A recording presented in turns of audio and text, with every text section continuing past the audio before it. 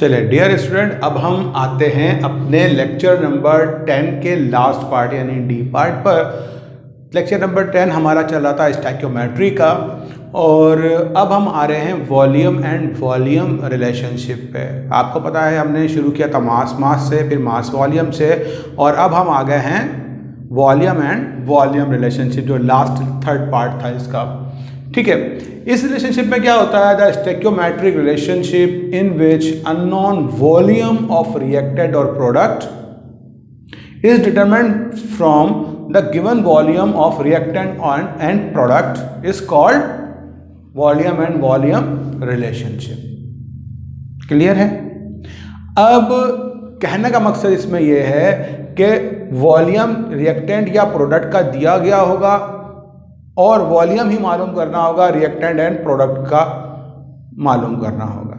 ठीक है, एग्जाम्पल कर लेते हैं इसकी। एक एग्जाम्पल है हमारे पास, what volume of oxygen at STP is required to burn 500 dm³ of ethene gas, what volume of carbon dioxide will be formed. Question में जो रिएक्शन होगा वो ये होगा कि ये इथीन का फॉर्मूला है C2H4, ये हवा में मौजूद ऑक्सीजन के साथ जलती है, बर्न करती है, और बर्न करने के बाद बनाती है कार्बन डाइऑक्साइड एंड वाटर। ये तो हो गया इसका केमिकल रिएक्शन। बैलेंस है, यकीनन चेक भी आप कर सकते हैं, बैलेंस केमिकल इक्वेशन है।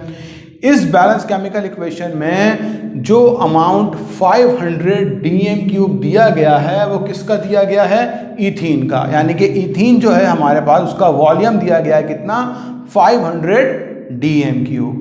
अच्छा, अब पूछा क्या गया है, what volume of oxygen at STP, oxygen का वॉल्यूम कितना होगा, और what volume of carbon dioxide, carbon dioxide का वॉल्यूम कितना होगा। यकीनन आप बहुत ज़हीन हैं, आप पहचान गए होंगे कि ये वॉल्यूम दिया हुआ है और वॉल्यूम ही पूछा गया है, तो इसका मतलब है कौन सा रिलेशनशिप है ये वॉल्यूम एंड वॉल्यूम रिलेशनशिप है। ठीक है, अब इस रिलेशनशिप के थ्रू हम मालूम करेंगे ऑक्सीजन का वॉल्यूम भी और कार्बन डाइऑक्साइड का वॉल्यूम भी। अच्छा, इसके पेश नज़र अगर पिछली चीज़ देखें, हम दो रिलेशनशिप करके आए हैं, उसके अंदर हम मॉलिक्यूलर मासेस भी निकालते थे, फिर मोल रेशियो से मल्टीप्लाई भी करते थे। यहाँ नहीं करना आपने, यहाँ पे सिर्फ आपने गिवन रिक्वायर्ड देखना है कि आपके पास वॉल्यूम दिया हुआ है और वॉल्यूम ही पूछा गया है। अब हम इसको फर्दर कैलकुलेशन हमारे लिए इतनी मुश्किल नहीं होगी। हम क्या करते हैं, जस्ट आते हैं वॉल्यूम ऑफ कार्बन डाइऑक्साइड जो कि हमारे पास रिक्वायर्ड है। वॉल्यूम ऑफ कार्बन डाइऑक्साइड के लिए हम यहां देखेंगे, कुछ नहीं लिखा, इसका मतलब यहां पर मोल रेशियो 1 है और इसका क्या है 2 है। ठीक है, तो यहां हम लिखेंगे 1 dm³ ऑफ इथीन प्रोड्यूस करेगा कितना? 2 dm³ ऑफ कार्बन डाइऑक्साइड। ठीक है, अब क्योंकि ऑलरेडी यहां 1 मौजूद है तो यूनिटरी मेथड के मुताबिक हमें 1 लाने की ज़रूरत नहीं है, किसी चीज़ को डिवाइड में ले आने की ज़रूरत नहीं है। तो हम क्या करेंगे, डायरेक्ट ही बोथ साइड्स मल्टीप्लाई कर देंगे जो भी वॉल्यूम दिया गया हो। कितना वॉल्यूम दिया गया है? 500 dm³। तो हम बोथ साइड मल्टीप्लाई करेंगे 500 से, तो 1 500 से मल्टीप्लाई हो जाएगा, यहाँ 2 500 से मल्टीप्लाई हो जाएगा। जब 1 500 से मल्टीप्लाई होगा तो 500 इथीन जो है वो 2 से मल्टीप्लाई करेंगे, क्या हो जाएगा? 1000 dm³ कार्बन डाइऑक्साइड प्रोड्यूस करेगा। क्लियर है? तो इस तरह आपने कार्बन डाइऑक्साइड का वॉल्यूम मालूम कर लिया कि जलने के बाद कितना प्रोड्यूस करेगी इथेन। ठीक है, अब हम निकालने जाते हैं वॉल्यूम ऑफ ऑक्सीजन। अच्छा, यह बात याद रखिएगा, अगर यहां 1 नहीं आया, कुछ और वैल्यू लिखी, यहाँ 2 लिखा होता, यहाँ 2 होता, तो हम वहां जाके क्या करते, फिर उसको डिवाइड करते, एक स्टेप बढ़ जाता है इसका। ठीक है, तो हम क्या करेंगे, यहाँ पर दोबारा देखेंगे कि इथीन का वॉल्यूम कितना दिया, इथीन के पश्चात क्या लिखा हुआ है, यहाँ लिखा है 1, इसका मतलब है 1 dm³ इथीन, और ऑक्सीजन मालूम करने के लिए यहाँ क्या लिखा है 3, तो 3 dm³ ऑक्सीजन। ठीक है, तो यानी कि रिलेशनशिप क्या बन गया, 1:3 का, यानी कि 1 dm³ इथीन कितना कंज्यूम करेगी, 3 dm³ ऑक्सीजन।